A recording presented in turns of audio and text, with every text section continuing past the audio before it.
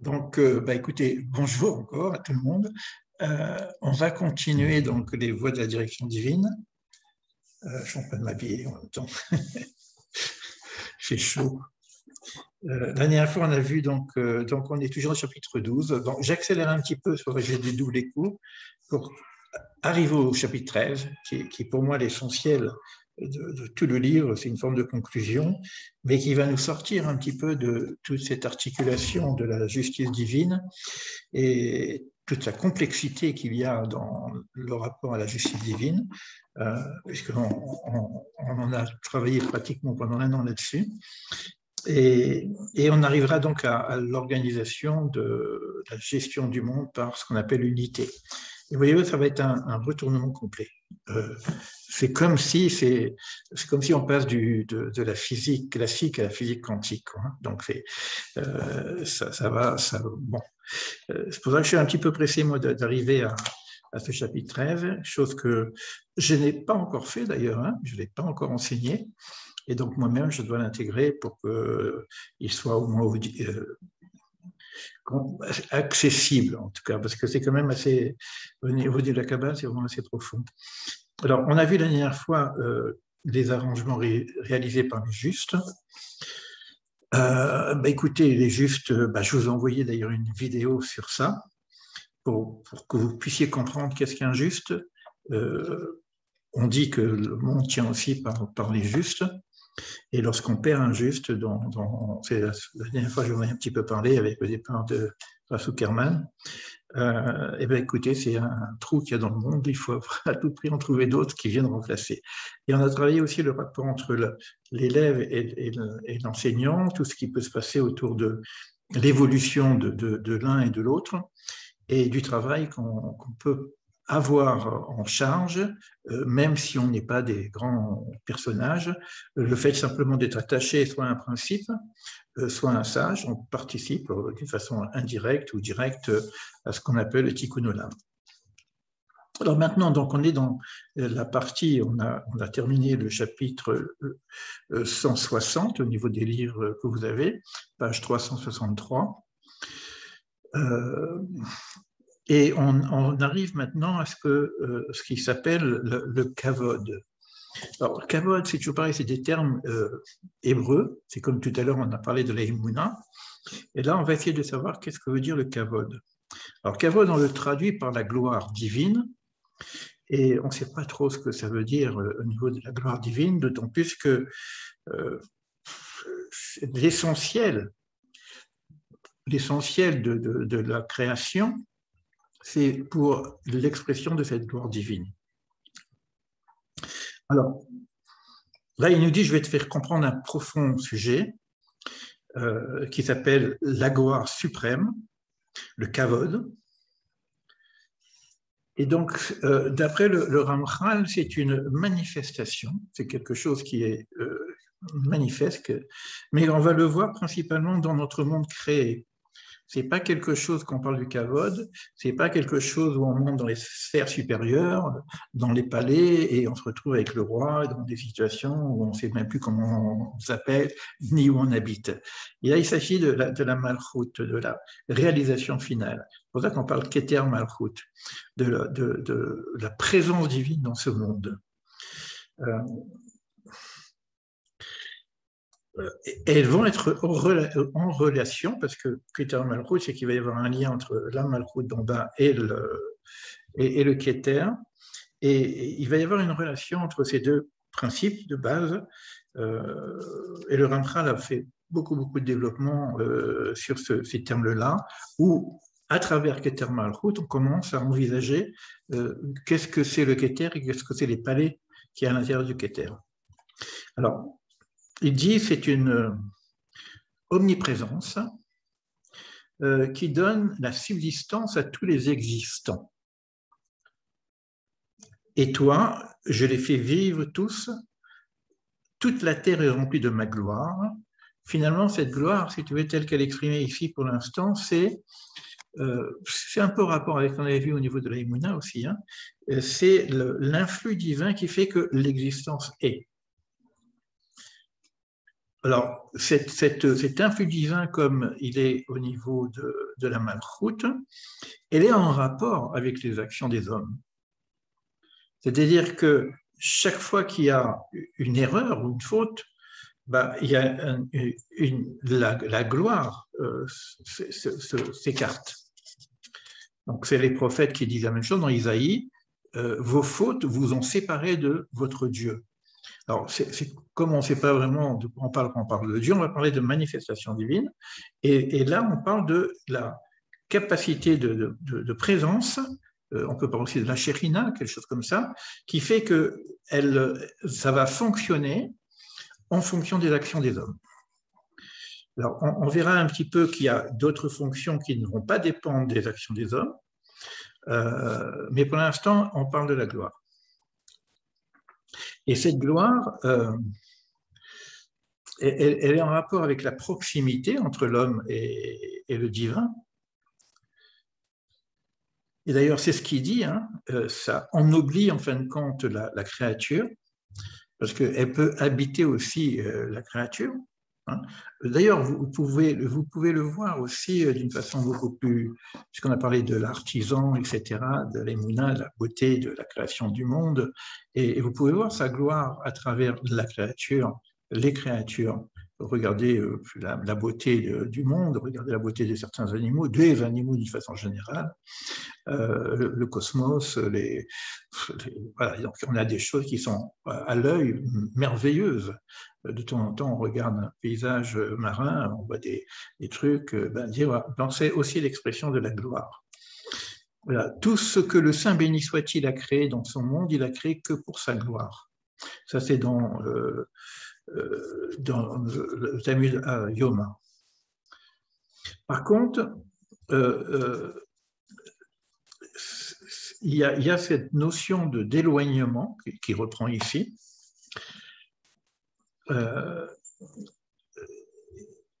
Donc, dans les Lamentations, on voit ils ont marché sans force devant le pourchassant. Ça, c'est les Lamentations, parce que la force divine était éloignée d'eux. Donc, alors maintenant, cette force divine, cette présence divine, elle ne va pas s'éloigner de la nature, puisqu'elle est ce qu'elle est, la nature. Par contre, au niveau de l'humain, on va voir qu'il va y avoir des visages glorieux et des visages qui sont tristes ou qui ne sont pas en alignement avec cette gloire. Et la finalité, comme on l'avait vu que la Malchoute c'est la finalité, et la finalité c'est aussi la Knesset Israël, on a parlé de ce que représente la Knesset Israël, au niveau individuel pour chacun d'entre nous, au niveau collectif, etc. Et là, on va parler de cette gloire qui va briller dans la Knesset Israël et d'une façon plus singulière au niveau dans le pays d'Israël. Et on parlera tout à l'heure du temple par rapport à cette idée-là. Donc maintenant, ça veut dire quoi? Pourquoi on a parlé du temple? Parce que la notion, c'est de faire résider par sa présence le divin. Et donc, dans l'organisation du Shefa, de l'influx divine, etc., il y a des préposés qui pourraient être nos associés d'ailleurs à la mise en place de cette gloire divine. Ça s'appelle les anges.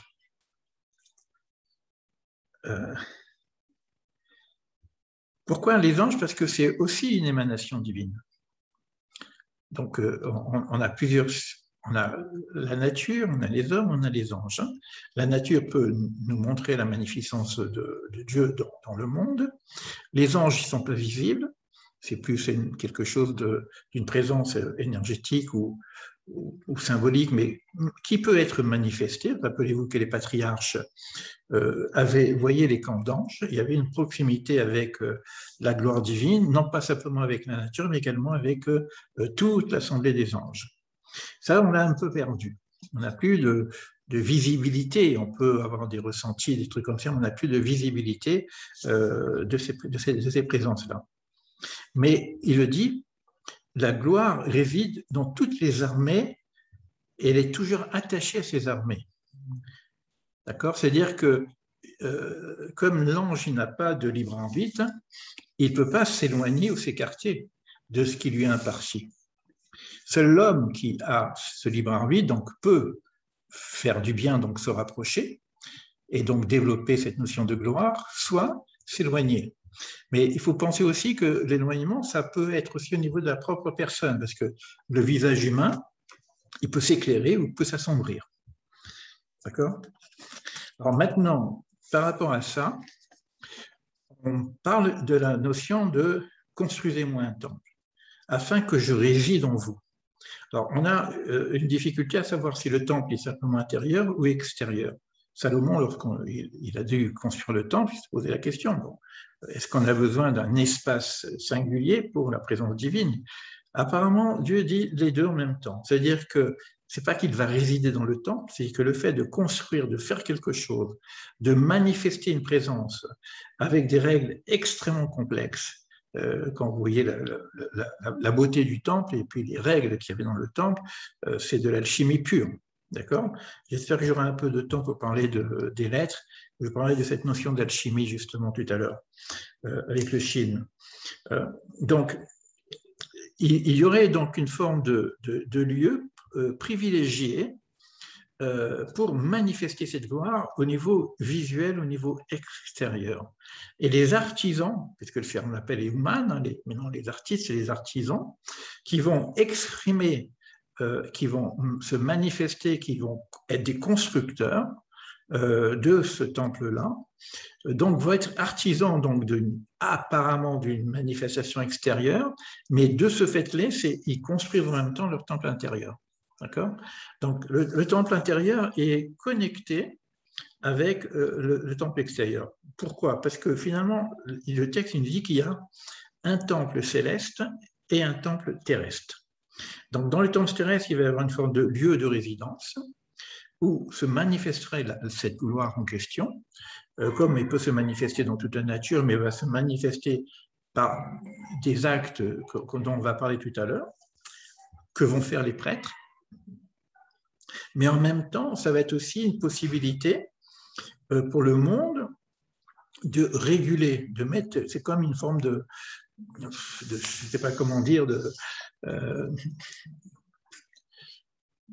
mécanisme qui régule les énergies, puisque c'est là que se fait ce qu'on appelle le grand pardon de Kippour, où on nettoie la planète entière, hein, puisque ça se fait pour la planète, c'est ça qu'on appelle Or Lagoïm, lumière pour les nations. Le travail qui se faisait au niveau du temple, c'est un travail qui se faisait pour l'épuration de toutes les erreurs qu'il y a dans le monde entier. D'accord? Maintenant, ce temple-là, en bas, est en relation avec le temple d'en haut. Donc, il y a une forme de présence, donc ce qu'on a parlé des anges tout à l'heure, une forme d'organisation qui ressemblerait au temple d'en bas et qui ressemblerait aussi au temple intérieur que nous avons à l'intérieur de nous-mêmes. Et il dit, bon, c'est un lieu sur lequel les gens vont s'attacher. Et d'ailleurs, vous regardez au niveau de l'histoire humaine, du temps de Salomon, l'ensemble des peuples ont reconnu ce temple-là, ont reconnu la sagesse de Salomon et venaient pèleriner au temple. Aujourd'hui encore, nous avons dans le monde entier, malheureusement avec Corona, on est un peu coincé, mais sachez qu'à Sukkot, il y avait des gens qui venaient du monde entier pour manifester la présence divine, et c'est pas, donc quand on parle des gens du monde entier, je ne parle pas des juifs hein, qui faisaient leur pèlerinage ce qu'on appelle au mur occidental, on appelle ça aussi le mur de lamentation, mais c'est autre chose que de la lamentation là-bas, et on a donc des peuplades, des Chinois, des Japonais, etc., qui sont attachés par conviction en tout cas à cette proximité, donc à ce lieu-là.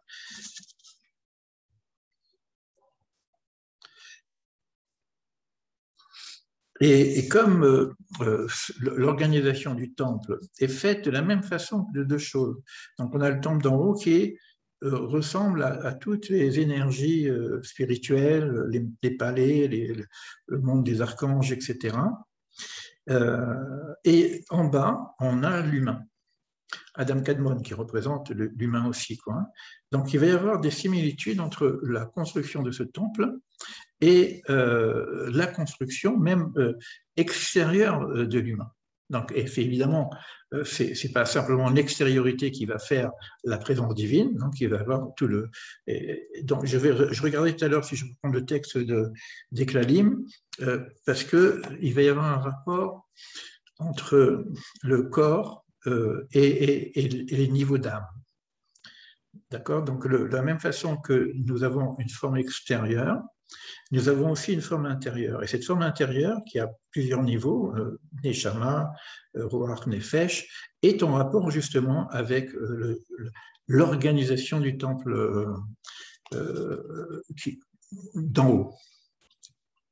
De même qu'il existe un temple en haut qui correspond au temple d'en bas.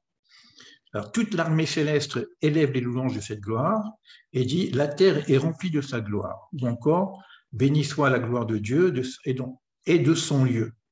Lui seul est le pouvoir de toutes les créatures, comme nous l'avons expliqué, et ainsi que la gloire de Dieu soit éternelle, que Dieu se réjouisse de ses œuvres, etc. Car la gloire s'élève par la louange de ses créatures. C'est pourquoi nous sages ont dit, ce verset a été proclamé par le prince du monde. Le prince du monde, c'est le Sar Olam. Sar Olam, puisqu'il y a aussi une organisation hiérarchique au niveau du monde supérieur avec les anges, et celui qui est en haut, Aketer d'ailleurs, il proclame justement cette chose-là. Alors, c'est assez puissant parce que ça veut dire que quand on va parler de connexion, c'est pas simplement qu'on est connecté avec un Dieu innommable, qu'on ne sait pas de quoi on parle. Donc, on parle souvent de Dieu, Dieu est en moi, etc. On ne sait pas trop ce que ça veut dire. Là, il y a quelque chose qui va se manifester aussi à travers l'ensemble de la structure angélique. Et donc, c'est vraiment une vraie présence. Ce n'est pas simplement un sentiment de béatitude, etc. C'est une véritable présence. C'est comme si il y a une connexion qui se fait directement avec le divin et indirectement par toute la hiérarchie angélique qui est mise en place. C'est pour ça que dans maintenant nos rituels, on reprend souvent dans le rituel Kadosh, Kadosh, Kadosh, etc., on reprend des termes qui sont dits par les anges. Et on va se mettre aussi des fois, on va resserrer nos jambes, etc., on va se mettre debout, et on va avoir un rituel qui est à la ressemblance de ce qui se dit dans les anges. Parce qu'eux n'ont pas déformé la structure, ils ne peuvent pas.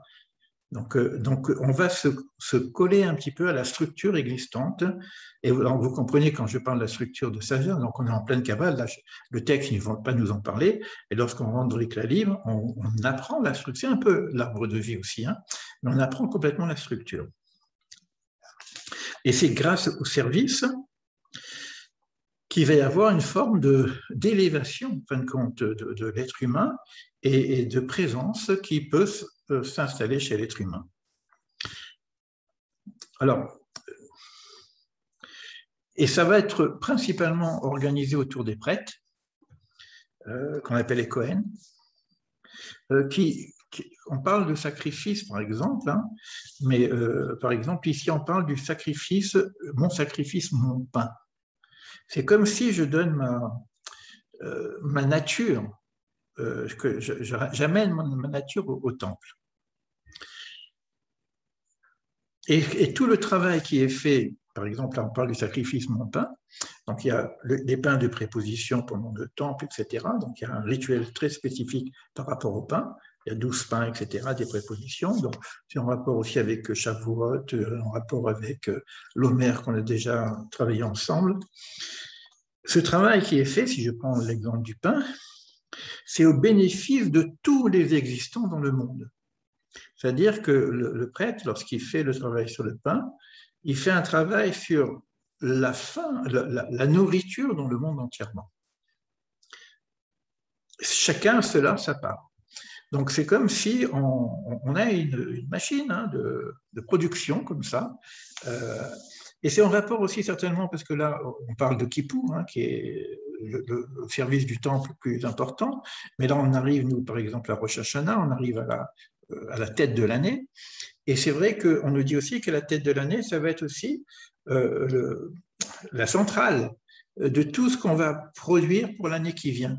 C'est-à-dire tout ce qu'on va faire entre maintenant, pendant le mois d'Iloul, et jusqu'à Rosh Hashanah, où on fait le bilan, etc., et on va postuler sur notre travail futur, en tout cas au moins pour l'année qui vient, ben, c'est cette centrale qui va permettre, comme si on va mettre les graines de l'année qui vient.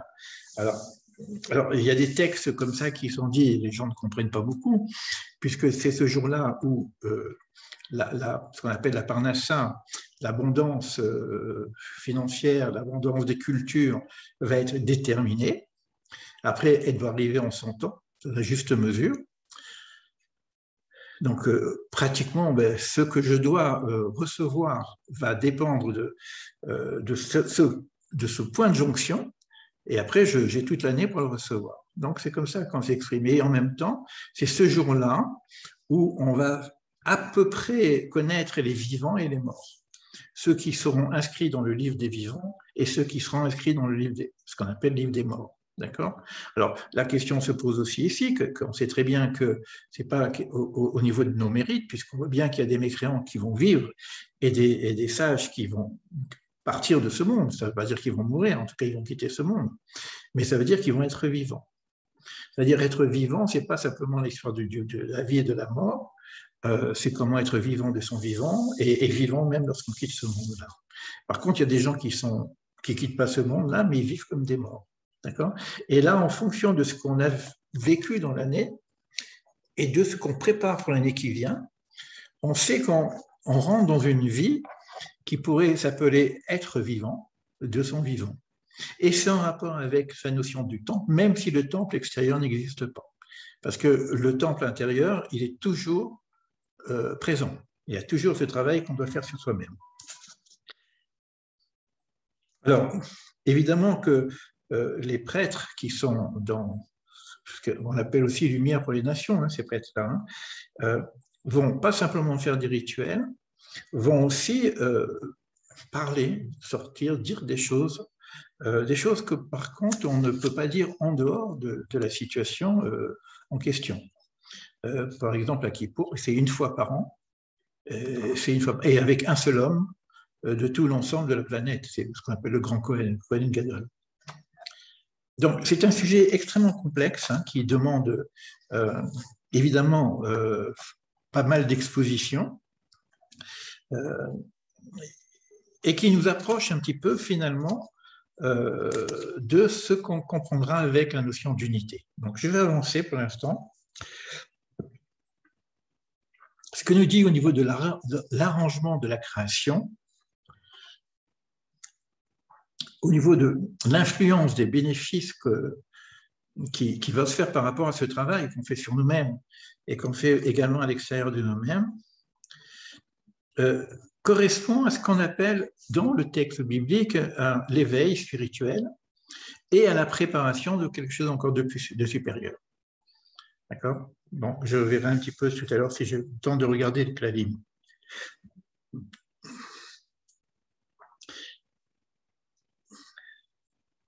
C'est-à-dire que lorsqu'on est dans cet alignement et lorsque les justes accomplissent ce service,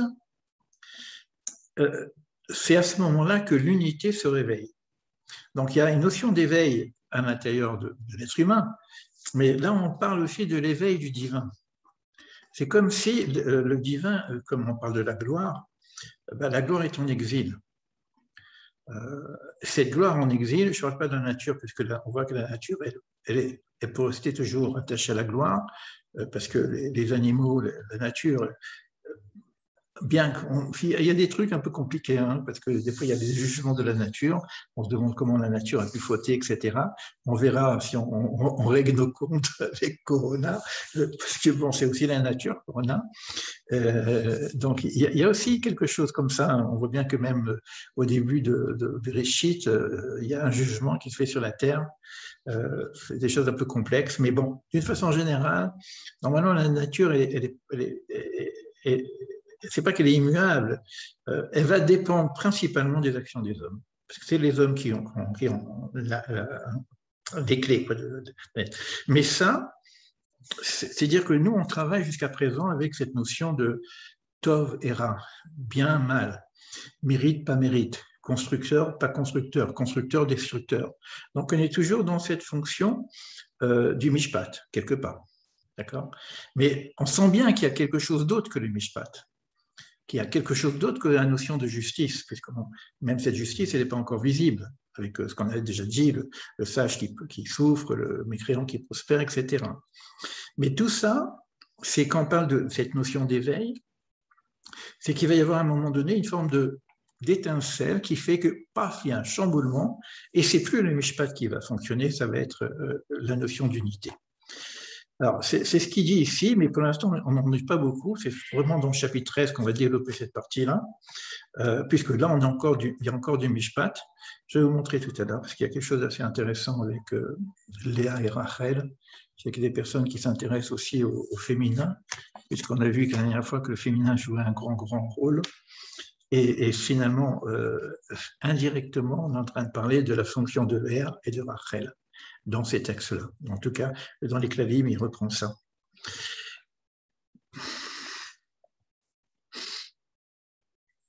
Voilà. Lorsque les justes accomplissent ce service, l'unité suprême s'éveille et se dévoile partiellement, pour ça, c'est partiellement, en combinaison de la préparation du service. Donc, il y a encore une forme de combinaison entre le service et la notion d'unité. Alors, il faut...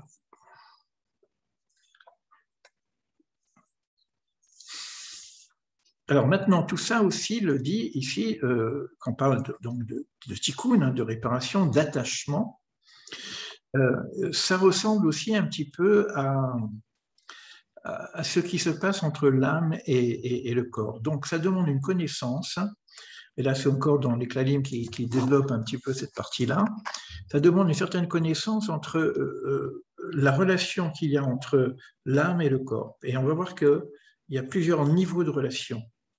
Et il y a un niveau de relation qui est dans la dualité, bien mal. Il y a une partie qui est psychique, etc., une partie qui est spirituelle et une partie qui est divine. Donc on a aussi une partie qui est reliée aussi à l'unité.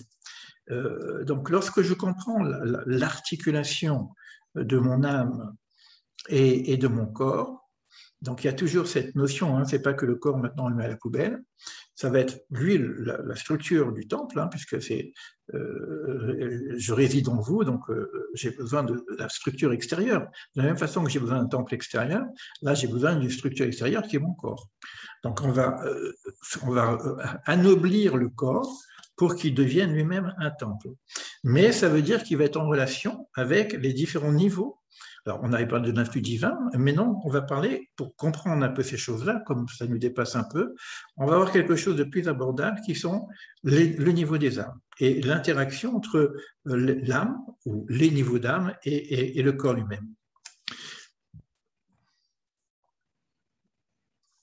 Alors, ce qui est redit ici, c'est que comme tout ça, ça va se rassembler dans ce qu'on appelle l'Assemblée d'Israël, alors, le Saint béni soit-il fait influer sa sainteté vers l'Assemblée d'Israël et vers l'ensemble des existants. C'est-à-dire que l'Assemblée d'Israël va être comme un... je ne sais pas comment dire...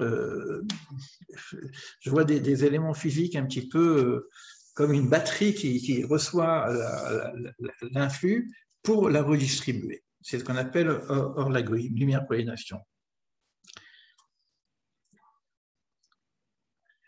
Et c'est en ce moment-là, toutes les créatures vont participer à ce lien d'amour, qui correspond à l'unité d'ailleurs, et qui vont raviver l'amour qu'il y a en lui et en eux.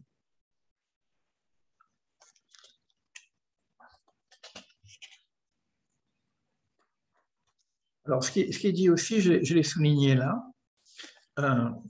cette notion d'un flux divin et de bénédiction, Bereshit aussi, hein, Bereshit, Bet, qui a été choisi parce que ce mot veut dire bénédiction, donc ça c'est retour à nos enseignements sur les lettres. C'est quelque chose qui est renouvelé chaque jour. Donc je retire, la bénédiction est renouvelée chaque jour pour l'ensemble des créatures d'en bas, puis pour chaque individu, chacun selon ce qui lui revient. C'est-à-dire qu'on peut se renouveler totalement du jour au lendemain. On a l'impression de porter le fardeau de notre passé, de nos erreurs, etc. Il peut y avoir une forme de retournement, parce qu'on va le voir avec l'unité, hein, ça va être une forme de retournement complet, on passe du physique au quantique, hein, c'est un autre monde. Hein. On aimerait bien tous être dans la notion d'unité, mais il a été choisi qu'on passe par la justice, donc par le mérite et par être nous-mêmes associés, d'accord? Mais cette notion d'unité est fondamentale, parce que sinon, ça ne tiendrait pas, quoi. Et comme, évidemment, notre situation ne nous permet pas d'être toujours alignés, toujours dans la béatitude, dans la rectitude, je veux dire, plutôt que la béatitude, dans la droiture des choses, eh ben, on a cette possibilité qu'il y a que le lendemain matin, je peux dire, ça y est, c'est fini, tout ça c'est terminé, je recommence. C'est ce qui va se passer à Rosh Hashanah. Si ce n'est pas tous les jours, c'est au moins tous les ans. C'est un renouvellement total. C'est-à-dire, je peux décider, ce qu'on appelle la teshuva d'ailleurs, de dire, bon, ça, j'ai fini, et je bascule et je fais tout à fait autre chose. Alors, il y a quelque chose qui m'est venu, d'ailleurs, c'est pas vraiment dans le texte, mais je le partage maintenant, je regarde un petit peu qu'est-ce qui reste. Bon, on a pratiquement fini le chapitre 12, c'est génial. On va pouvoir attaquer le chapitre 13. Et il va y avoir du boulot pour le chapitre 13. En tout cas, pour moi, je sais qu'il y a du boulot. C'est pas, là, je survole, je lis en diagonale, mais je ne pense pas que le chapitre 13, je pourrais le lire en diagonale. Je serais obligé de rentrer un peu dans le texte, pas mot à mot, mais pratiquement mot à mot, quoi. Mais ce que j'ai pu comprendre, quand l'unité, on verra, est là, il n'y a plus de problème, il n'y a plus de faute possible. Parce que c'est Yachar, Israël, c'est droit vers Dieu, on ne peut pas se planter. Si par exemple, j'avais, au niveau de mon intelligence, hein, parce que ça passe aussi par l'intelligence, la connaissance du 1, à chaque fois que je prendrai une décision, c'est la bonne décision. Je ne peux pas me planter. Nous, dans la dualité que nous avons, bien mal, on peut plancher plutôt à gauche, plutôt à droite, etc. Des fois trop à droite, des fois trop à gauche. Mais si j'ai l'unité en moi, je suis un être qui sait. D'ailleurs, les sages, c'est souvent ça, quand on va consulter les sages, c'est parce qu'ils ont une certaine présence et en même temps, ils ont une proximité de l'unité qui font qu'ils peuvent statuer. Mais alors ça, c'est presque messianique, hein, c'est un petit peu de ça qu'on va parler, quand on arrivera à cette unité, à cette ère messianique. Donc on ne pourrait plus se planter comme on se plante aujourd'hui. Donc on se plante aujourd'hui parce que des fois on ne sait pas. Le libre choix fait que, quand je choisis quelque chose, est-ce que ce que je choisis c'est juste ou pas juste? Donc c'est toujours cette... Mais je me suis dit que même si l'unité n'est pas encore manifeste, elle existe en potentiel, elle existe sous la forme divine. On a déjà vu que le mishpat, c'est une fonction divine, mais derrière la fonction divine du mishpat, justice, c'est quand même l'unité qui gouverne. Mais il a été choisi que ça passe par le mishpat. Ça veut dire en même temps que si dans ma vie quotidienne, même si je me trompe, mais je décide d'être juste, c'est-à-dire que ma conscience sait à peu près quand c'est tordu ou pas tordu. Je décide de m'accrocher à ce principe unique qui fait que je veux être dans la droiture, dans la justesse. Donc, quand je prends une décision, je dois essayer de regarder en moi-même si c'est juste ou pas juste, si ça me rapproche ou ça m'éloigne. Et au fur et à mesure que je travaille par les prises de décision, parce qu'il y a des prises de décision à prendre, et que je ne suis pas influencé par des courants extérieurs avec information, contre-information, regardez tout ce qu'on reçoit aujourd'hui, on ne sait plus du tout où on habite, quoi. Et scientifique à droite, scientifique à gauche, il y a raison, on ne sait plus, d'accord. Et donc, on est influencé par des... Et finalement, on n'arrive pas à penser par soi-même, quoi. Si moi, j'essaie de me réaligner avec moi-même, et je prends au moins la décision, c'est qu'est-elle la décision, c'est la volonté d'être dans la droiture, et de faire en sorte que ce que je fais soit le plus juste possible, et que je ne dois pas tricher avec moi-même. D'accord, d'avoir les mains propres, comme le dit le Messie Técharim. Et à ce moment-là, qu'est-ce que je fais? Je construis cette unicité en moi-même. Et au fur et à mesure, j'arrive à être de plus en plus juste. Parce que quand j'ai pris cette volonté, même si je me trompe, je vais avoir tout de suite le retour d'information de mon erreur. Et si je suis assez juste avec moi-même et assez humble en disant, bon, je me suis planté, hop, je rectifie, t'échouas. Je n'ai pas besoin d'avoir une épreuve qui vient me donner un coup sur la tête pour dire où tu vas. Non, je le vois moi-même. À ce moment, je m'ajuste, je m'ajuste, je m'affine, je m'ajuste, je m'affine, et je vis quelque part indirectement cette notion d'unicité, quoi. C'est ça que j'appellerais un peu la construction du temple intérieur. Pourquoi? Parce qu'on sera plus affiné, je dirais même. Et là, on va parler de ce qu'on appelle la Shekhinah. Et il y a plusieurs niveaux de Shekhinah, ce qu'on appelle la présence. C'est quelque chose de fondamental, la notion de Shekhinah, parce que comme on a une partie divine qui est inaccessible, dont on ne peut même pas donner de nom, parce que quand même je dis Hachem, c'est un nom. Donc c'est quelque chose déjà. Mais il y a une partie qui n'a pas de nom. Même Ein Sof, c'est presque un nom déjà. Ein Sof, sans fin. Je dis quelque chose. Or, lumière, c'est je dis quelque chose. Il y a un moment, on ne peut rien dire. Mais, donc non seulement on ne peut rien dire, mais on sait que ce n'est pas saisissable. Mais heureusement pour nous, on a ce qui est saisissable au niveau du divin. C'est d'ailleurs toujours encore la partie féminine, hein, c'est la Shekhinah. La Shekhinah et l'Assemblée d'Israël. Alors pourquoi ça se présente comme ça? Il y a deux niveaux de la Shekhinah. C'est-à-dire qu'il y a des racines de sainteté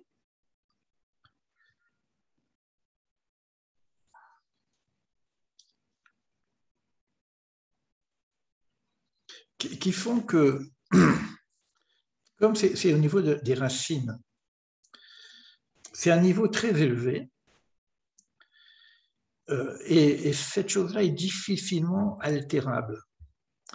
C'est-à-dire que, d'ailleurs, c'est ce que même Viktor Frankl, quand on parle de logothérapie, dit que l'être humain, il a une partie de son âme qui n'est pas altérable, qu'on ne peut pas abîmer. On peut abîmer le nefesh, on peut abîmer le roi, mais il y a un niveau supérieur qu'on ne peut pas abîmer, c'est la partie divine, et se protège, éventuellement, on ne peut pas, etc. Et c'est pareil dans cette notion d'Assemblée d'Israël et de Shrina, si tu veux. Donc, il y a un niveau qui ne peut pas être altéré. Et c'est ce que nous dit ici le texte, donc c'est dans les Lamentations. Hein. Ma part est Dieu, dit mon âme. C'est pourquoi j'espère en lui. C'est la partie divine qu'il y a. Donc, il ne peut pas y avoir d'altération de cette partie divine. D'accord? Donc, ce qui fait qu'on peut toujours faire appel à cette partie qui n'a pas été altérée soit par nos erreurs, soit par le monde, etc. Donc, cette partie-là, c'est un niveau extrêmement élevé, donc qui reste dans son état. D'accord? Alors, il y a un deuxième niveau qui, lui, est altéré. C'est un rapport encore Léa et Rachel. Je vais en dire quand même un petit mot tout à l'heure. C'est-à-dire qu'elle dépend, ce niveau-là, va dépendre des actions des hommes. Donc, c'est comme s'il y a un niveau qui ne dépend pas des actions des hommes, et ça s'appelle Léa d'ailleurs, la présence, le rapport entre Israël et Léa, c'est un rapport où il ne peut pas y avoir d'altération. C'est extrêmement élevé, mais heureusement qu'on a Rachel qui, elle, s'incarne quelque part dans le monde, elle devient la mère de toutes les créatures, et l'enjeu va dépendre des actions des hommes. C'est pour ça qu'elle s'investit totalement dans le monde. D'ailleurs, elle est sur le chemin, etc. Alors, la partie qui est extrêmement élevée, elle semble simple, mais bon, on verra comment on peut, quand on étudiera la notion d'unité, comment ça fonctionne. Et la partie qui est altérable, c'est-à-dire qui va dépendre des actions des hommes, elle est extrêmement complexe. C'est pour ça qu'on a étudié jusqu'à présent toutes les possibilités qu'il y a entre altération, réparation, constructeur, destructeur, etc. C'est extrêmement complexe. C'est ce qui nous est donné au niveau de notre agir dans le monde. D'accord? Et on aimerait bien rester comme la partie supérieure parce qu'on ne peut pas, on n'altère pas. Mais l'enjeu maintenant, c'est de trouver l'articulation entre cette partie qui n'est pas altérable, c'est-à-dire l'unité, et cette partie qui est altérable. C'est pour ça que j'ai dit c'est que on n'a pas le choix. On n'a pas le choix, on peut se tromper, c'est comme ça. On n'a pas le choix de ne pas faire non plus. On est dans le monde de l'action, agir. La seule chose que je peux au moins maîtriser, c'est ma volonté. Et mon attitude, ma posture, je dirais même. Je me lève avec la posture de pouvoir être au service. Je me lève dans la posture de pouvoir être dans la justesse. Et je me suis trompé. Je suis pas... Mais j'ai voulu, donc je peux réparer. Vous voyez la différence qu'il y a? Donc ça veut dire que je peux me connecter et dans mon agir avec les risques d'erreur, mais en même temps me brancher sur cette notion d'unité. On verra d'une façon plus précise comment on peut être branché sur cette notion d'unité, qui fait que même lorsque je me trompe, l'unité, lui, il régule. Il régule. C'est une force très, très, très, très spirituelle qui vient réguler. Alors, ça nous demande, là encore, on ne va pas rentrer dans le détail, la connaissance de toutes les ramifications au niveau de l'histoire, puisque en bas, c'est l'histoire. Mais la racine existentielle et principale, en relation avec le service accompli, d'où découlent tous les aspects de la grande profonde direction. Alors, je reprends une petite note ici. Ces deux aspects de l'influence correspondent aux deux aspects de la Shekhinah que les kabbalistes appellent Léa et Rachel. Léa ne dépend pas des actions des hommes, alors que Rachel joue un rôle fondamental dans la distribution des influx et dépend plus directement des actions des hommes réalisées dans le service. Mais lorsque Rachel dépend des actions, son objectif, c'est la droiture. C'est sauver le monde. Donc, quand je me branche, c'est pour ça que souvent les gens vont souvent... Il y a peu de manifestations dans la tombe de Léa qui se trouve à Hebron. D'ailleurs, on a un peu de mal parce que c'est un peu protégé par les musulmans. C'est comme ça. C'est au même endroit où il y a Abraham, Isaac et Jacob. Rachel n'est pas là-bas. Elle est à l'extérieur, elle est sur le chemin. D'abord, c'est juste pas très loin de chez moi d'ailleurs, tombe de Rachel. Et souvent, les gens ils vont se manifester, ils vont prier, ils vont étudier près de Rachel, parce qu'ils cherchent dans l'action la droiture.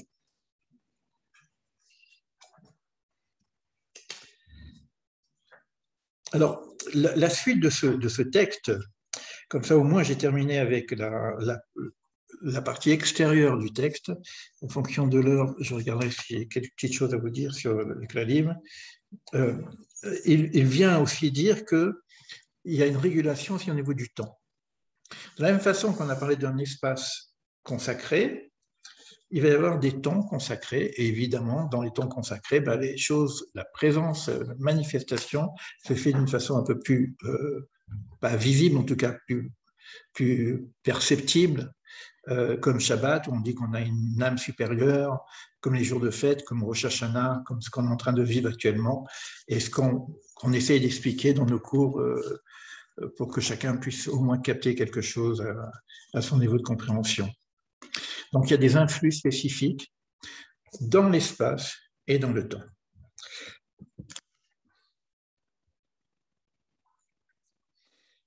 Alors, comme on a parlé de ces deux possibilités, ça dépend des actions et ça ne dépend pas des actions. Et comme on dit qu'il y a un renouvellement permanent, ça veut dire en même temps que si ça dépendait que de nos actions, on va tout de suite à la cata. Si ça ne dépendait pas que de nos actions, donc tout le système qu'on n'a pas pris, on n'a pas compris. Donc ça doit dépendre aussi de nos actions. Mais la régulation, elle s'est fait que chaque jour, il y a une régulation qui fait que le monde continuera à vivre. C'est pour ça que Bechol Yom Maaseh Bereshit, tous les jours, l'œuvre de la création se met en place et l'œuvre Bereshit, c'est quand même une bénédiction. C'est comme si il y a une régulation qui vient pour éviter que le monde disparaisse quelque part. Donc il y a une nécessité. On avait parlé la dernière fois de la notion de shefa et d'existence. Donc, il ne faut pas que l'existence disparaisse. Le shefa, il va s'éloigner, se rapprocher, etc. Mais il faut que l'existence continue à exister, quoi. C'est pour ça qu'on continue à exister, même si on est complètement à côté de nos pompes. C'est comme ça. Alors là, il reprend l'importance du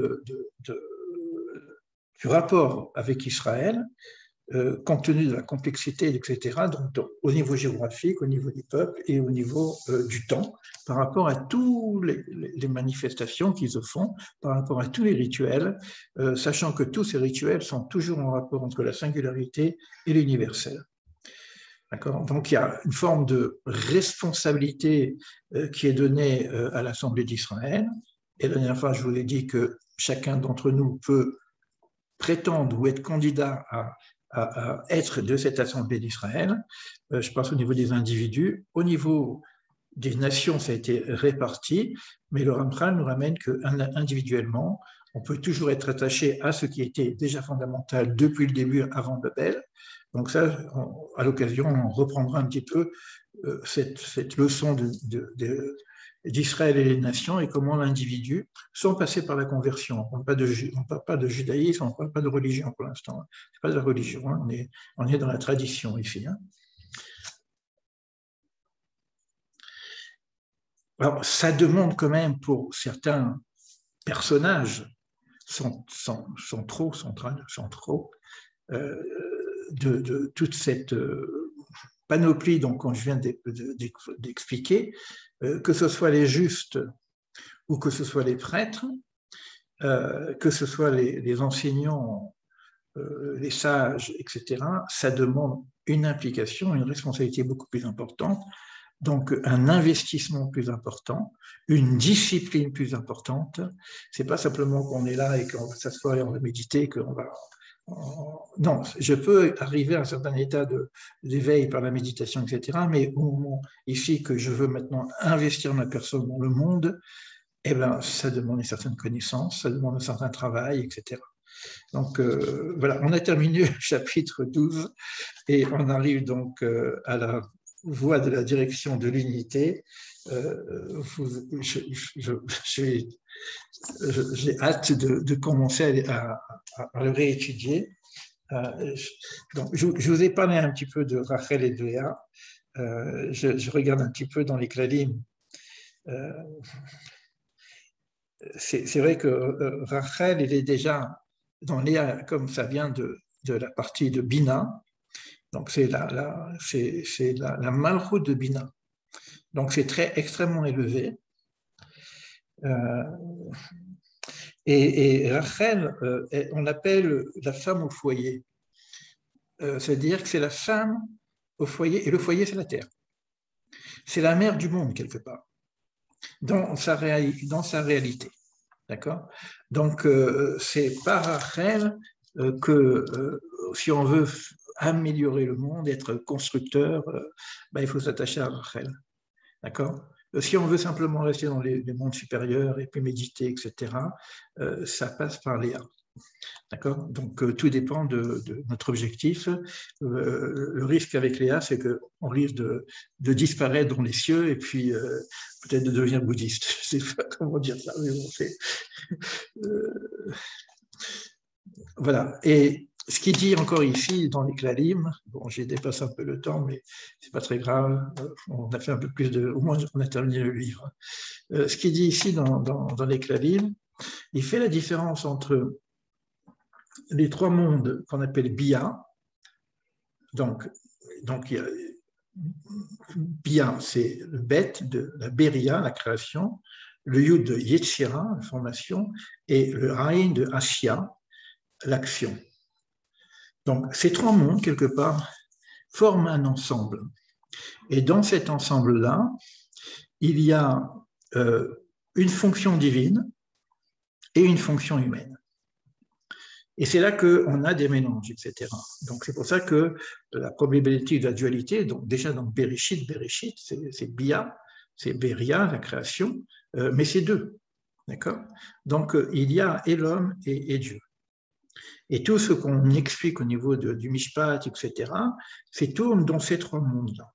C'est ce qui nous explique un peu. Je ne rentre pas trop dans le détail, mais bon, j'espère qu'on aura l'occasion d'aller beaucoup plus loin et de revoir tous les klalim. Mais au-dessus de ces trois mondes-là, il y a Hatzilut, qu'on appelle le monde de l'émanation. Où là, on pourrait dire qu'il n'y a que du divin. C'est pour ça que de ce point de vue au-dessus, au niveau Hatzilut, par rapport à Léa tout à l'heure aussi, comme il n'y a que du divin, c'est l'unité. Il n'y a pas de possibilité de faire en sorte de boucher les tuyaux d'en haut, etc. Parce que les tuyaux qu'on bouge par nos actions, c'est les tuyaux d'en bas. Donc on peut altérer les trois mondes inférieurs et être moins en présence, plus en présence en fonction de nos communs, mais on ne peut pas altérer le monde de la Hatzilut. Alors c'est un petit peu la même chose, etc. Donc on a un niveau de l'âme aussi qui ne peut pas être terré parce qu'elle est branchée aussi avec cette notion d'attitude de divin. Donc c'est ce qui nous explique un peu. Et après, on rentre dans le détail des actions à faire les plus justes possibles. Voilà, je vais couper et on va échanger. Dans l'échange, je dirai certainement quelque chose sur les lettres. Je reprendrai donc l'enregistrement.